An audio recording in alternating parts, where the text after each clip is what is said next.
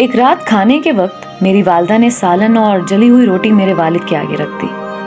میں والد کے رد عمل کا انتظار کرتا رہا کہ شاید وہ غصے کا اظہار کریں گے، لیکن انہوں نے انتہائی سکون سے کھانا کھایا اور ساتھ ہی مجھ سے پوچھا کہ آج سکول میں میرا دن کیسا گزرا۔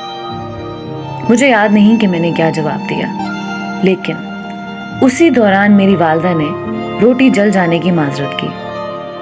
میرے والد نے کہا، کوئی بات نہیں، بلکہ مجھے تو یہ روٹی کھا کر مزہ آیا۔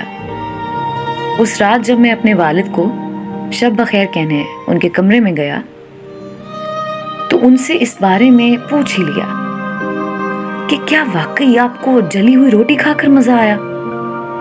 انہوں نے پیار سے مجھے جواب دیا، بیٹا، ایک جلی ہوئی روٹی کچھ نقصان نہیں پہنچاتی، مگر تلخ رد عمل اور بد زبانی انسان کے جذبات کو مجروح کر دیتے ہیں۔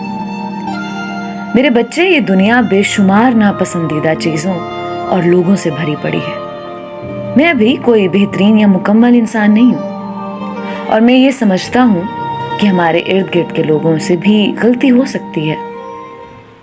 ایک دوسرے کی غلطیوں کو درگزر کرنا، رشتوں کو بخوبی نبھانا، اعلیٰ ظرفی کا مظاہرہ کرنا ہی تو تعلقات میں بہتری کا سبب بنتا ہے۔